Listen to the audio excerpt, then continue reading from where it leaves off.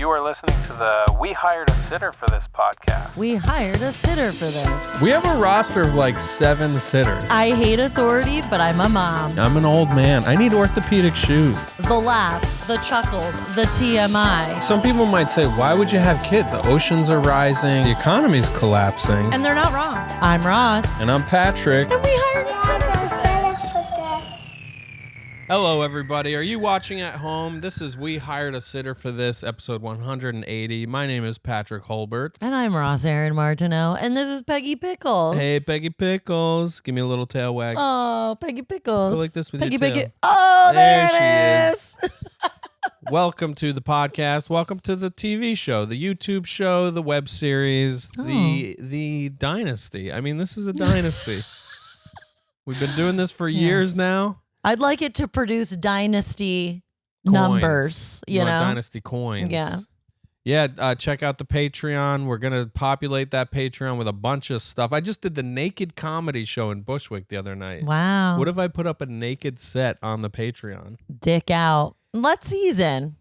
I could blur the dick, but you could watch the whole set. Oh, okay. Maybe it's fun to see just what... Just knowing you're up there, dick out. Yeah. Yeah. That's My true. little noodle dick. I can't. Like, if you ever want me to have sex with you again, Don't say noodle dick. With my little noodle dick. With my little noodle. Does that turn you on? The guy before me had big old balls. Just a big balls. Big set of balls, and he had to explain that his penis actually is a decent size. It just looks small in context of his large balls. And I have That's the what they opposite all problem. say. I have little teeny tiny balls. I don't think that's true. I think you have average balls. No, that's when you say, no, everything you have is enormous and attractive. No one wants large balls. Nobody is looking for large balls. I do think my balls are kind of the ideal shape and size. I like them. They don't get in the way. Yeah. Actually, I have been sitting on them more often. I do think they're drooping. Like if I don't cross my legs with a strategy. Oh my God. If I don't do a little pre-planning and coping ahead before I cross my legs, things might get twisted up. Things do start to drop, don't they? Because I mean, similarly with my breasts, they're small, but yes, Peg. She's like, I'm uncomfortable, you guys talking about all this. Peg, how's your body? She's like, I'm great. You want to come? Check out this tail. Come. No, she ain't gonna do that. All right, sit. Oh Lord, Peg. Oh God. No, oh God. She's caught in the blankie. You know, I have a small chest, but after breastfeeding and getting a little older, they're flopping. They're going over in a way that creates sweat. Oh, yeah, the underboob sweat. The underboob, like there's a quality. Which, if as you I subscribe, wedge my hand under here. If you subscribe to the Patreon, we will be bottling up underboob sweat and selling it. That's a much higher tier. It's a much higher tier. Well, we're just giving access to the patrons to the coupon code for underboob sweat sales. Sure. God, we came in so blue, as you say, in the comedy world, yes, right out the gate. Is this here. too much? I mean, YouTube might suppress us. They might not let 14 people watch this week. Yeah. They'll say only 3 people can see it. Yeah. Do you feel uncomfortable with how? No, I'm just acknowledging that we're out the gate, sitting on balls, talk about boob sweat. I mean, I think we're bodies are cool. Bodies are cool. We are 43-year-old people. I'm 42. I'm about to be. You're about 44 to be 44 in Thursday. 2 days, 3 days. Wow, March 20th is my Coming birthday. up. All I want for my birthday is for you to sign up for the Patreon. That's what we should do, is have it ready for my birthday. That's a good idea. That's a really good idea. I'll just say, listen, if you want to... Marketing. Yeah. This is the marketing meeting happening live. And listen, you might think, oh, they're obsessed with money. That's all they can talk about. We're not obsessed with money because we make a lot of it or we want a lot of it. We want enough. We want just enough. Our little piece to, as I had a tarot card reader tell me, as I was talking about having feelings about making too much money, because I think it's a little gross, which we can get into at some point. she validated me by saying, but if you had more and you worked for more, then you would have more to give back. To give away. Yeah. And not in some sort of white savior philanthropic kind of way, like a reparations kind of way. Oh. I just want a nice new car. That too. Our car is falling apart. We want a car. We want to build a wall in our living room. Build the wall. And then reparations. You can take our money. Well, where should we start? We got a lot going on. There's a lot of moving parts. I do want to just mention, because money, we're talking about money, and that we have decided to hire a financial planner, counselor. Yeah. Who is somebody I know through my doula work. Yeah. Her name is Jen Mayer. She runs a company called We Are Fully Funded. And she calls herself a money doula. Yes, which... I don't know why she didn't go with Dollar Doula. She's Dollar Doula. You can run it by her when we meet with her on Thursday. Maybe when we graduate, we will be Dollar Doulas. When we have your birthday money meeting on Thursday. Oh, God. Thursday. Thursday's our first Zoom with her. Yes. And we have homework to do also. Yeah, we have homework to do. We got to talk about that. We brought in, you love a professional. I always tell people this, that like when Franny came along, and there was probably, actually we did couples counseling with somebody who was quite expensive that you found, but it changed our life and it enhanced our life. Yeah. Then Franny came, we did a birth class that cost money. Did that cost money? Yeah, it was like $600, I think. But we were rolling in it then. You got a pandemic money. You got a pelvic floor coach. You got a breastfeeding consultation. It was like $150 to go on a Zoom call with this lady. It was like $350. Yeah, and like every time I'm always like, that's why I'm becoming a lactation counselor, baby. Yeah, but in those times I've always been like, well, we have the books. I'll just read the book and then I'll tell you how to breastfeed. I mean, I can figure it out. I had a client like that, actually. I'm good at directions. I like an owner's manual. Let me read the owner's manual to you. I'll tell you how to use your coffee machines, your milkers. Oh, my God. You know? Oh, my God. But every time... Your milkers, your jugs, your udders. Heavy cream, y'all. Every time... half and half. Every time you hired these professionals, our life got better. There's other examples that aren't coming to mind at the moment. Sleep coach. With the sleep coach too. Yeah, I'm like, we got the book. There's plenty of stuff. I can watch some YouTube videos, but thankfully we hire somebody else.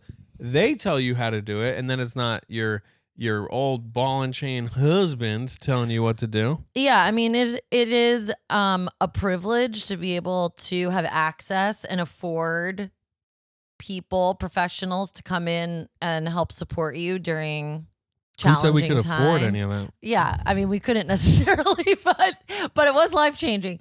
But even to know that those things are available to you is like a privilege in and of itself, like having access to it in that way. And I am now in the business of providing that sort of care for people in postpartum. And I wish that it was more accessible to all people. I would like to work towards making things like this more accessible to people, but I think it's invaluable. Like, I think there is really something to, it does involve money, which is tricky because not everyone can afford these types of things, but it's like, that is where like some freedom can come in terms of like, I think one of the first things we did as a couple that involved paying someone else to come in so that we wouldn't get into arguments was hiring a cleaning person. Hannah, yeah. Good old Hannah. And like that was something we did because we knew that we didn't have the same priorities in terms of cleanliness in the house, and we wanted to like not get in fights about it, and it felt like it was an expense worth spending that we could afford. It was an investment in our future. Yeah, and I think like going forward all the way to 14 years now with a child, like we keep doing that in different ways.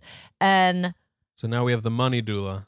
Yeah, and I think it's like therapy. It's like a third party objective person that this money counselor, this financial planner has no stake in either of us necessarily. It's like, how do I help these people come together and work through their stuff? So it is kind of like a couples therapist in that way, where it's like they're here for the relationship, not, to make sure one person knows more than the other. She's not going to like take sides. Like she's not going to be like, all right, Patrick, you have to quit comedy. No, it's not going to happen. And Ross isn't going to say it to you, so I will. It's done. It's done. You're on the up and up. You're on the up and up. It's true. It's happening. But why I'm self-conscious, by the way. I'm belching a little bit, and I just ate a whole bunch of onions. Great. So. Great. What I also like her as well is that she is anti-capitalist, which might sound counterintuitive being a financial planner, money doula, but you can be anti-capitalist while also working within a capitalist system. If that's like your truth. She typically works with neurodivergent people, and I don't know if typically, but she specializes in that, and also freelancers, people that have always had non-traditional work. So check. Yeah, it is interesting to think like this person's going to come in. We had an informational meeting with her, and we just like gave her the basics of what our life looks like, and she didn't bat an eye. But it's like we literally have 6 jobs between the two of us. We have income through our business, my business, and we save our money together through like it's all over the damn lines place of the business and our personal income, and we're extending our taxes again this year. We get paid on Venmo and Zelle and cash or direct deposit sometimes, which again I will make clear it's never enough anywhere. No. So yeah, this person's gonna come in and just help us like make sense of the piles of papers. The piles of cold hard cash. No, the piles of papers and the notices. The notices, the debt collection notices. Oh man, that was a fun day last Tuesday. We just opened mail together for like 4 hours. We haven't done that in what feels like years. Yeah, I gotta just. Here's a rule. Maybe the mail comes, you open it. Open the mail, see what's in there. I will say, I know I'm not doing well when I'm just like, I'm not looking at this today, and I just put it in our little mail thing, and then a month goes by, and it's the New York City Department of Finance saying, "Hey, bitch, pay up, wake up." But we say all of this to get the taboos. We're talking taboos, y'all. Taboos, which was a working title of the podcast years ago. We've been thinking of using that title for a long time. Because you know what we do here? We talk taboos. Yeah, we talk taboos. If you can't tell what I'm saying, the word taboo, it's a pun on taboo. But yeah, I think it's important for people to be more transparent about money. Clear the air. Get the mist of mystery Try not out to of be, the way. And another reason why we hired this person, because I come from a long history of shame around money, and it's kind of 50-50. Some people I talk to, I don't even know if it's 50-50. I'm very scared of when I talk about money that I'm going to be shamed for it. So I'm like preemptively shamed in my head about it. And I've never felt like I've had a lot of it. I've always felt mostly like I've lived paycheck to paycheck, but I have also had a life of a lot of privilege as well. So it's complicated, right? Yeah. You know, and money is historical, it's emotional. And when it's historical, it's hysterical. Okay. Mm-hmm. If I had little glasses to be on the tip of my nose, that's what. Okay. Fuck Chuck Schumer, by the way. Oh, his glasses? Well, yeah, his glasses have been like just sliding down for the last 24 years that he's been a New York State I was senator. just thinking about his readers when I said little glasses, and he's just ushering in Republican legislature. Well, he's just like a career. Well, you know, he's also literally right now on a book tour about anti-Semitism. Oh, God. He's so full of shit. Anyways, I digress. So yes, we've hired this person. I'm feeling really excited Yeah. to have her help us. And like it feels again like a financial investment to hire her, and she's giving us quite a deal. She works on sliding scale to have a professional glance about how we can like tackle this and really like change how we do things. Yeah. But I do think I have to remind myself, which I don't know if you feel the same.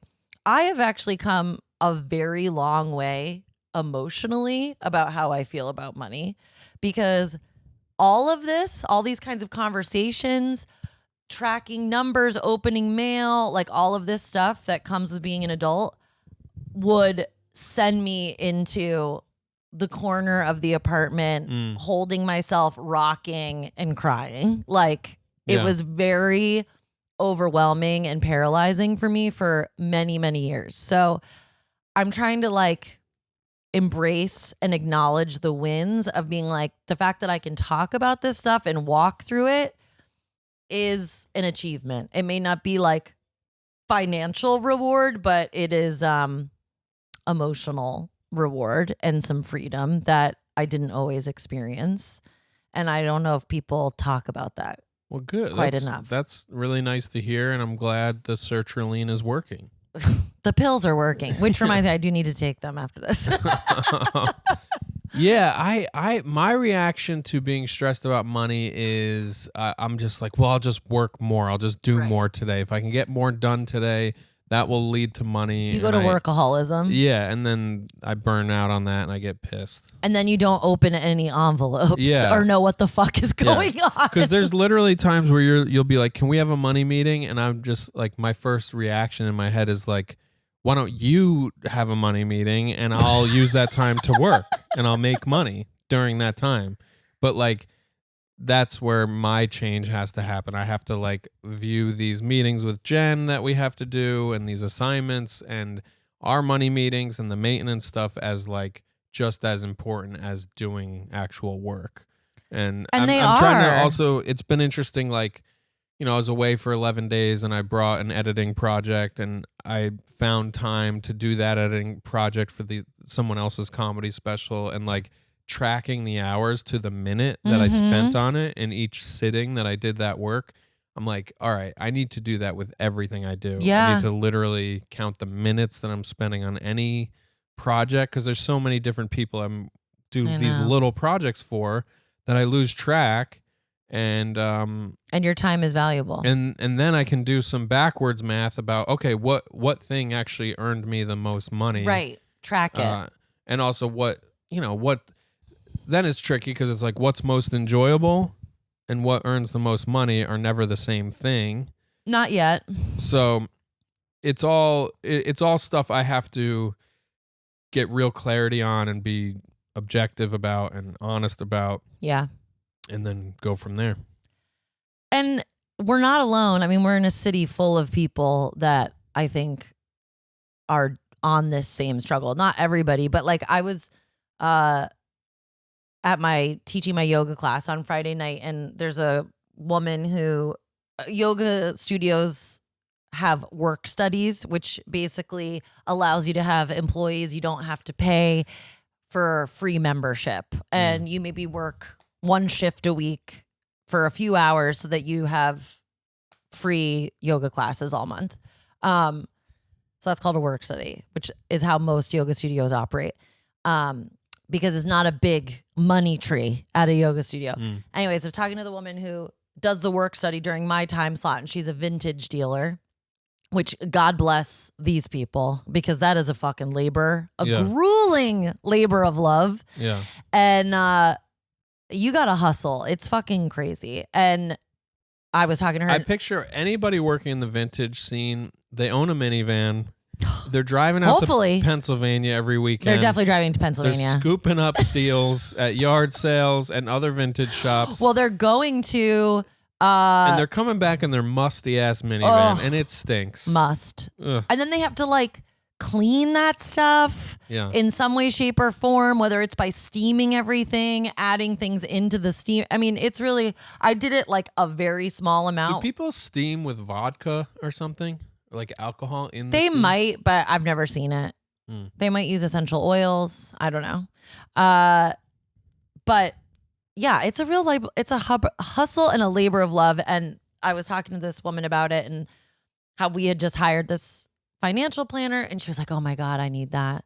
And I was like, "I know, right?" And she was just like, I love this business, but it's so hard. And like, I don't know how to do any of the money stuff, but I'm just like kind of doing it and trying to figure it out. And I was like, I think that's like a lot of freelancers. Like, we're somewhere between having our own business and just flying by the seat of our pants. Yeah. And I was actually, I'm finishing up my godforsaken postpartum doula training that yes, I am already a working postpartum doula, but I've had this self-paced doula training that I've been dragging out for over 2 years, and I'm finally almost done. And the class I just watched, that I then had to like do a reflection on, was about the business of being a doula, being a self-employed business owner. And the woman that was doing the presentation was like, you have to change your mindset from employee to business owner. Yeah. And I don't know why, that just like hit me very hard, that I was just like, yeah, even all these years of being self-employed, I still operate from a place of like, someone else is in charge. Yeah. And that like, if I really want to take all of this to the next level, I gotta do business owner things. Yeah. No, that's exactly where I am with some of the coaching work. I have 3 clients who, if I don't stay in touch with them or track them down or just check in often, they just won't book time. Yeah. And like, there's an expectation from my supervisors that I'm doing that, but I have this mentality of like, well, you're the boss. Why don't you tell me what my schedule is? And I'm like, no, I have to be my own boss. Yeah. With these kinds of things. Yeah. Yeah, it's crazy. I remember, my dad. Jesus, fix it. I remember growing up, my mom, like, we would say, hey, can we get this or that? Like, I want to buy this thing. And, there'd be this little conversation. Well, I don't have the money. And then we'd be like, well, what about dad? And she'd be like, well, he hasn't paid himself yet. Oh, God. And I remember that phrase as a kid, like, what the hell does that mean? He hasn't paid himself yet. And I kind of still don't get it, because I'm like, yeah, I should just have myself on like that's what we should be doing. consistent payroll through my business, but instead I'm just like,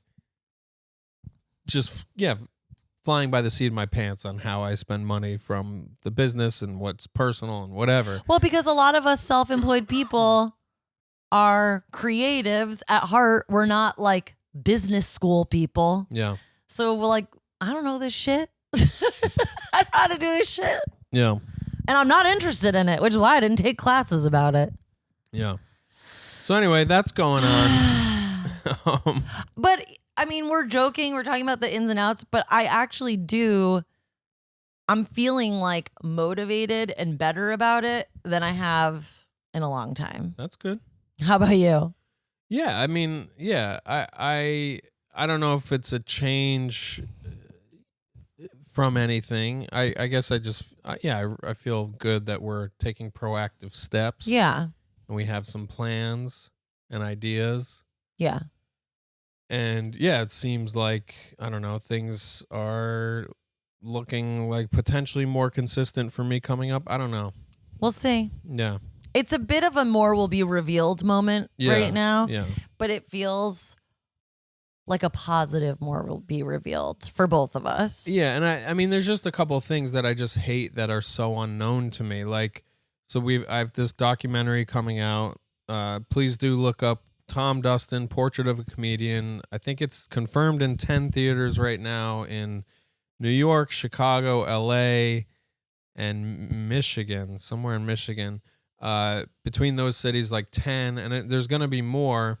And I have no idea if I'll make money at this phase of it. Like I've gotten paid at a friend rate for the work I did on the film, but I don't know if I'll get money from this theatrical run. So, but I think if a lot of you go see it, That's the higher potentiality for me to make money at this phase. I know I'll get some money when we just sell it later on, like whatever. We need to get some things in writing. Do we have things in writing already? No, there's nothing in writing. I don't really want to talk too much about that right here. But I also, I mean, I made it with a great friend, and I think he's gonna take care of me. Of course. But I guess what I'm saying is like, this is also new. It's exciting, yes, but it's also like new. I don't know what the reality is. Yeah. Same with my special. Like, my special April 22nd. Woo! Please buy it wherever it's being sold. But again, if you're family, you don't have to watch it. Just buy it. Just buy it. Please don't watch it. Yeah, family, these are your instructions. Buy it, don't watch it. No, or just don't tell me what you think. Just watch it. Talk amongst yourselves. I don't care. But they will talk amongst themselves. But even that, like, I have no idea. Like, let's say it costs $7 on Amazon. It's like, do I get $1 of that? Does the people I sign the rights over to it, do they get like a bunch of money and I don't get any? Like, I have the contract. I signed a contract, but I don't know. Sure. I don't know anything. And I'm like, part of me is kicking myself for that, of course. But then the other part of me is just like, well, I'm glad I just did it. Mm-hmm. And I did just do like, all right, I'm going to do this thing and not overthink the control of it, because now it'll be out in the world, you know? But there's just, like a lot of vagueness and stuff I don't get or understand. So we're going to get clarity. Yeah. So we're going clear. We're becoming Scientologists, and that's what we want to talk about now. If you'd like to go up the ladder, the first step is to join our Patreon. That's right. And you will go clear too. It must be nice to just believe in something that's gonna take care of it, right? Yeah. Just, opioid of the masses, right? Yeah. Religion. You know what I'm talking about? Yeah, I just need a God that will save me. Jesus, fix it. Peggy's putting her ass right at the camera. Oh, Wow. this little rump. Rumpelstiltskin. What else is going on? Well, we've got the money stuff. I don't know. I guess I was thinking chronologically, like the trip. We didn't really talk much about the trip, but maybe that's a Patreon episode. I was thinking of the deets, talking about our communication the around hot deets, certain things. You've got some new communication. Oh, what does he mean for tonight? What does he mean? New communication. New communication. So we could talk about that offline. Online, but paid for. Yes. I'm turning 44. I almost said 40. I wish I was turning 40 on You Thursday. fucking wish, bro. We're recording this on St. Patrick's Day, Oh, 2025. Yeah. Oh, I'm so glad that I didn't even know it. It's March 17th. We sent our daughter to school in all green. Kind of. It was vaguely green. She wants to be a part of. That's why I went for it, by the way. I think she likes it when she's... Well, no, she usually hates those pants, but because they were green, she was like, yes, I need to wear those today. Yeah. We had a day with her at the play place yesterday. Yes. Parents at a play place. Have you ever seen more anxiety? Have you seen her? I lost her. I don't know where she is. I haven't seen her. Have you seen her? She's gone. Well, and she's at that age right now, too, where she most likely is fine and doesn't really need us to be tracking her the whole time. If I knew that she was with her friends, like if there were other friends there, I would be even more just like, they're fine. Yeah. They're with each other. But we didn't know anybody there, and she hadn't like made any friends. And I know she's like doing her own thing, but it's like she still can get injured, feel needy. I have been doing the thing where it's like, I'm going to be here. If something happens or you need me, this is where you have to come to like check in with me. And we kind of had lost a visual on her for a while. And I was like, I need to like know where she is in this landscape of, it's like just tunnels and nets and slides and like a lot of blinking lights. And you really can't see a lot of what's going on inside and of just the thing. so much noise. Just a lot of people and yelping. The overstimulation is really intense. One of the funniest things that I got to witness was there's a ball pit there, and the parents are interacting with the kids and tossing balls, and there's a video screen where you can play, like you throw the ball at the screen and it explodes certain things. And this woman just repeatedly just like nailed a couple kids. She just kept doing it. She was just winging the ball. And like lighthearted. She was like, oops. Yeah. I'm like, but you're doing it on purpose, though. Like, you're a bully. You're bullying. And one of them was her kid, but she did hit somebody else accidentally. Yeah, who she knew, I think. Yeah, I don't know. I'm like, why are you going for the head? Yeah, finally she was like, all right, I'm done. I keep hitting people. I should really stop. Like, yeah. After she hit like the third or fourth kid in the head, like in the eye. Oh, that was really, really funny and interesting. The other highlight, like tween boy in one of those, what do you call it? Like a press where you like press into. Oh, the what do you call that? It's got all those pins. Yeah, you would get it at there's a little mini one at Spencer's Gifts. Yeah, it's got these like metal pins. You could put your face on it, and it creates a shape, indentation thing. Yeah, and there was like a tween boy that like no one was paying attention to, and I just caught him right at the end of pushing his middle finger into it, and you could just tell he was so into it. And then he like looked around and saw that I had seen him do it, and he like right away put his hands in his pockets and just like started like he was doing something else. I was like, this is the best, because it was just so like, this is my one form of rebellion. He was literally like, fuck the world. I'm saying it. He was probably like 11 or 12. Probably 11. He was like maybe on the younger side. And I wonder if he flushed red when he saw you. It felt very like Goonies. Yeah. Like where you're just like, fuck this. Yeah. Who is he making me think of? I don't know. It just was like, he didn't want anyone to see him, but he wanted everyone to see him. Yeah. That like inner conflict of that age. And everybody's having fun. So what? Fuck this place. Fuck you. You guys see... Fucking, I use my middle finger. Fuck you. You ever seen this? No, I didn't say it.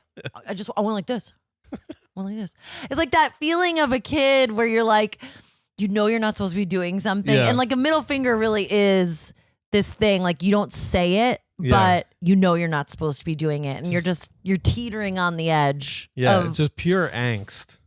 And he didn't know he was being watched. Like angst, but also, can I get away with this? Like boundary testing of just like, can I do this? Yeah, you know, he's like, some fucking mom just saw me. Meanwhile, I am dying laughing, and I'm telling him about it, and this kid keeps like looking over his shoulder, like, am I about to get in trouble? Like, what's going on? And also, I'm like, you're cool, dude. I'm not telling anybody. And you also kind of feel the same way about this place. You're like, fuck this place. Yeah, fuck this place. But yeah, there was a point where I was like, I need to get eyes on Franny. And then I'm like looking everywhere. And I'm like, I just don't like that I can't see her. Yeah. As I'm like pacing around, like looking. And then You've got your baseball cap on. That says, I hope this email kills us both. Yeah. You're really filling in the mom shoes. You think? As a 42-year-old, yeah, you're a full mom. Well, somebody yesterday, an older hip gentleman, did say, "You're not over 40. You're like in your 30s." I was like, Yeah. Shout out to our dog sitter, Christian G, coming and staying with Peggy next week while we're in Denver, Colorado. So if you're thinking of robbing us while we're away, first of all, we have nothing valuable to take. Second of all, there will just be our a loving beefy man staying here. Taking care of our kid. A man I used to work for his moving company. Oh, yes. I was doing some moving jobs. This is pre-pandemic? Yeah, I think so. Like in the You're really in the thick of under-earning. Yeah, the year before the pandemic, I was just like, I'm not doing TV stuff. And you injured yourself pretty shortly into it. Yeah, I was lifting all this and stuff. I was like, see? You see what happens? I hurt my wrist. I think I was pregnant, and that's why I was like mad at you, because I was just like, what the fuck are you doing? Yeah.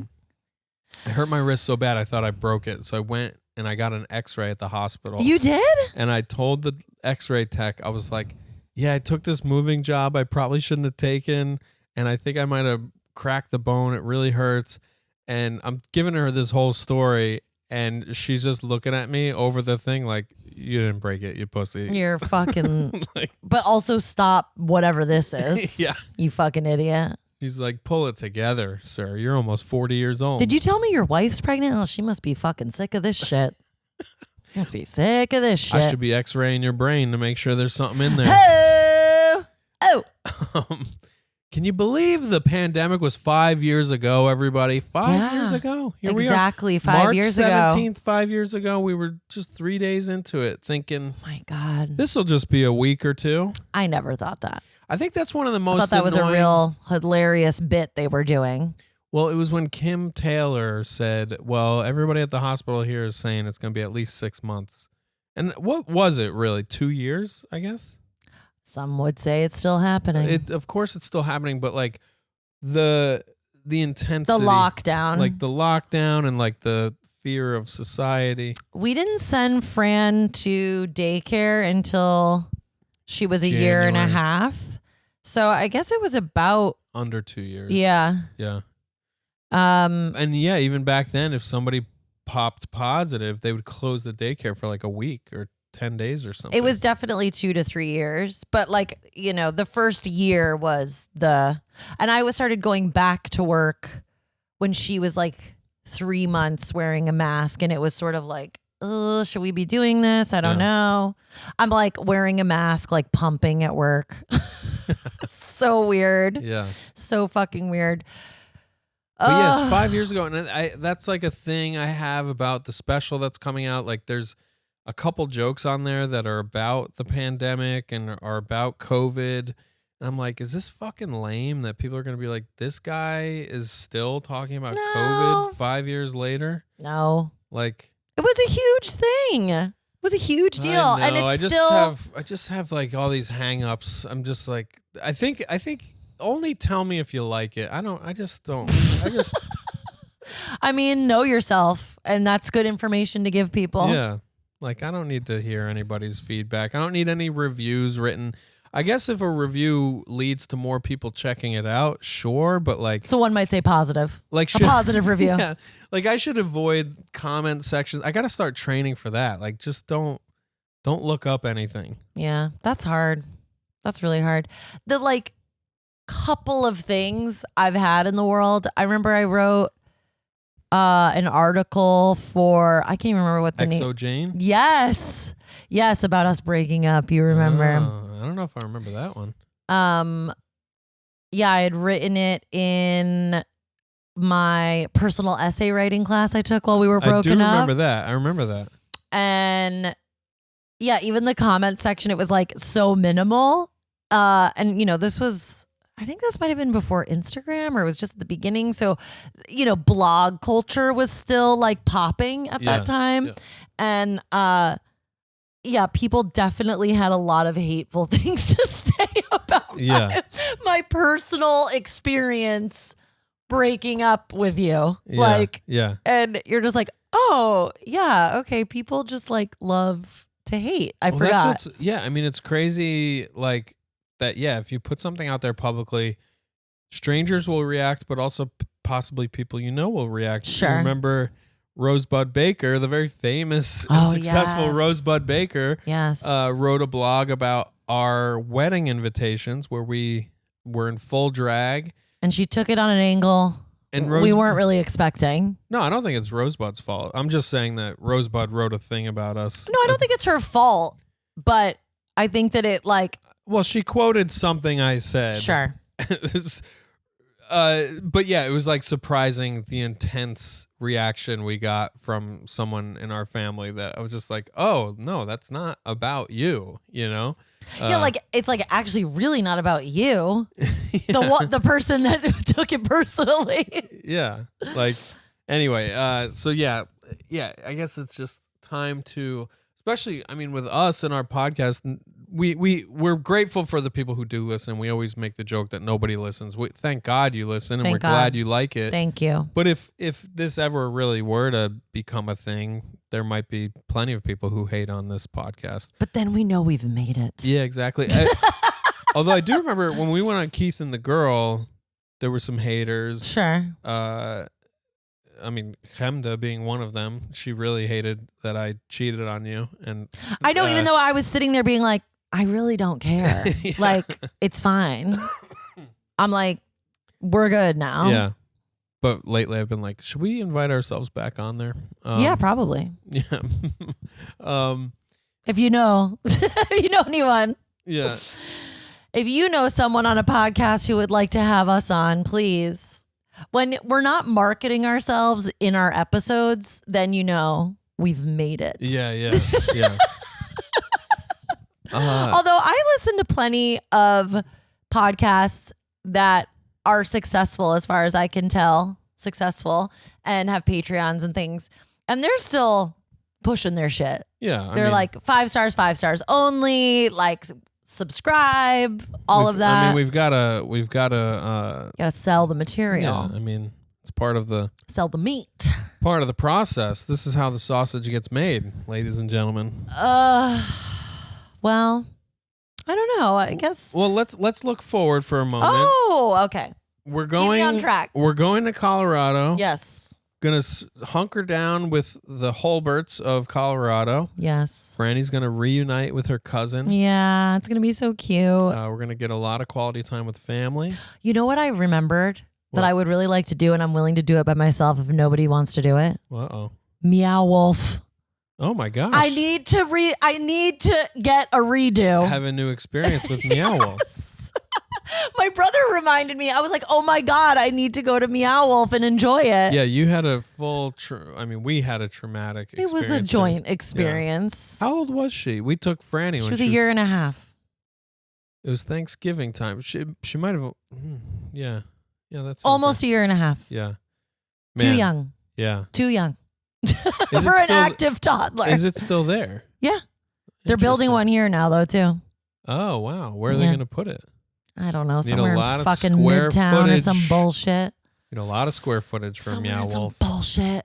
I'm doing a couple shows while we're there. I'll be at the Ratio Beer Works on Wednesday night, March 26th, I think. And then March 27th, I'll be in Boulder, Colorado, headlining Comic Sense. That's a fun little room. Hell yeah. I talked to my brother. He said those do not conflict with anything. So I think I'm doing those gigs. If for some reason something comes up, you'll be the first to know. I'll tell you specifically. Do we have listeners in Denver, Boulder area? I mean, people keep popping up. Yeah, you never know. You never know. Your brother. We've got your brother. I will say I did those shows last year. They were both really, really fun. And if you can come, I don't know, maybe we can do them as dates. I don't know if we need to do childcare. We'll figure it out. We'll figure it out. My dad will be out there. Maybe he can watch the kids. Did he finally get a ticket? Yeah, they're working out which days he'll be with us all. He's like going on some road trip. My dad is a mystery. He's got friends nationally. He's got people in Steamboat Springs apparently. So he's driving up there to go up to. Maybe my dad's skiing because that's a big ski place. Could you imagine? He's like on the mountain. He's got taking smoke breaks, skiing in his jeans. Camel cigarette hanging out of the corner of his mouth. Carhartt coats, jeans, flying down the mountain, cigarette hanging out of the mouth. The Carhartt is just saturated with water. No waterproofing at all. Nah. He somehow has mounted his work boots to the skis. They're not ski boots. Oh, God. Just flying down the mountain. No chain smoking. No gloves on. He's just got those calloused mitts covered in he doesn't need motor oil. He hasn't felt a thing in those hands in a good 30 years. I've seen him swim maybe twice in my life, and I think there were denim cutoffs both times. Oh, my God. Like, he's not buying. I don't think he's ever My dad would die if he saw your dad. Could you imagine bringing my dad to your dad's pool that we went to? Your dad is jumping in denim cutoffs. He's not jumping anywhere. Well, no. And my dad's like, I don't know him. I didn't come in here with him. I don't know who that man is. I've never met. He's like, my dad goes full queen. He's like, I don't know her. Who's she? Who's she? She didn't come in with me. I don't know her. Denim cutoffs? No. How do we get a reality show with the Pauls? Oh my God. The world is not ready. Just the two of them like doing regular shit. Like I'm realizing how many weird Pauls there are in the world. Watching the two of them just go get coffee together would be hilarious. Like imagine Hidden camera? My dad being your dad's ambassador to Stewart's gas station. No, my dad. Yeah, I would love to see your dad bring my dad to Stewart's. Yeah. It would be like your dad going like, let's go get a cup of coffee. And my dad's like, okay. Yeah. And then is brought to Stewart's and he's like, I thought you said we were going to get coffee, not gas. Yeah. They go into Stewart's and then they got to stand around and talk about how great Trump is for like 45 minutes to 4 hours. Because the old man in Walden will just hang around at Stewart's all fucking day. Which my dad will go, I hate to say it like this, but he would say it like this, lowbrow. Yeah. Like he will go low and like, he loves going to in Connecticut, it was a Cumberland Farms. But I would love to make your dad eat a Stewart's gas station egg salad sandwich. Oh my God. But they would have Fritos. Your dad likes Fritos. He might do it. Like, that's what I'm saying. Like, he's not so above a lot of things, but like he'll tell you that it's disgusting. Yeah.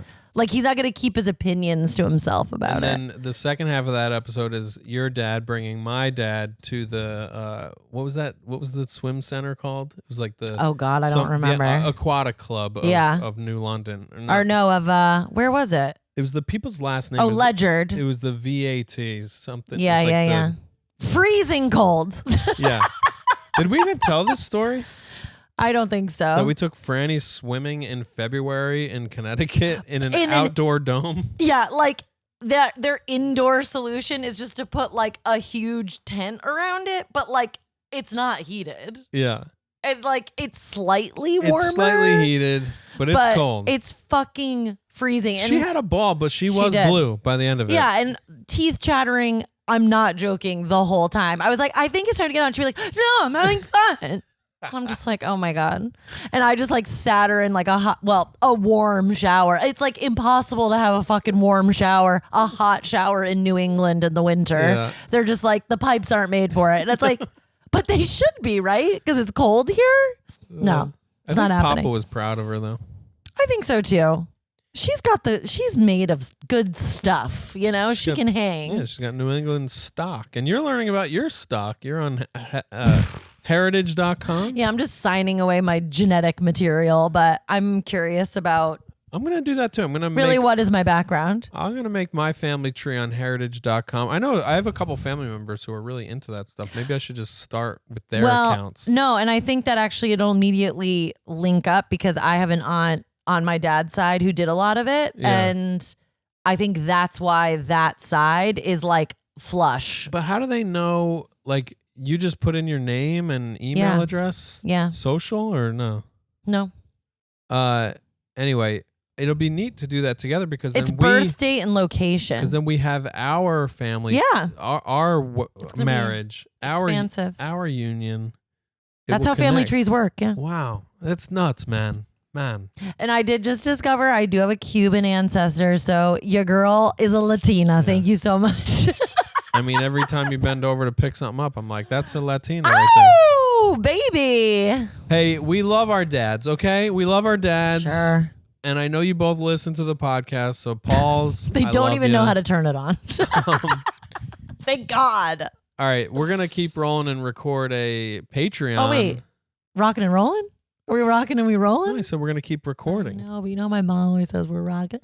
We're rocking and rolling. I've never heard that. Oh, my God. My brother and I hate it. What does it mean? Like, you're like, if you like pick up the phone and you're like, oh, how you doing? She's like, oh, I'm doing this, doing that. We're rocking, we're rolling. I've never heard her say that. Oh, God. So now my brother and I say it to each other all the time when we pick up the phone, and then it'll just become not a joke anymore. And I gotta say, anytime we've arrived at your parents' house, nobody's rocking or rolling. No. It's a pretty calm environment. Yeah. Lights are off. I don't know. Is that a boomer thing? Everybody just keeping the lights off and watching TV in the dark? It's a Jimmy Carter era thing. It's the heat is down low. The heat's at a 65. The lights are off. We got to prepare for wartime. I mean, they're probably not wrong.